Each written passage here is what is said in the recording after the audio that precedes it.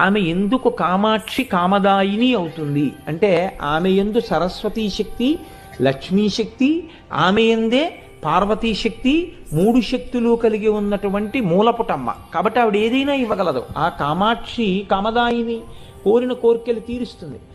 ఒక్కసారి అమ్మవారి దేవాలయ ప్రవేశం చేసి నమస్కరించినటువంటి వాడు నేను ఇది పొందలేకపోయాను అని వెనక్కి వచ్చినటువంటి సందర్భం ఉండదు. నిజాయితీగా ప్రార్థన చేయడం అన్నది జరిగితే నాకు బాగా వేదన రావాలి, ఒక బ్రహ్మచారి కోరికే, ఎవరి వల్ల తీరాలి?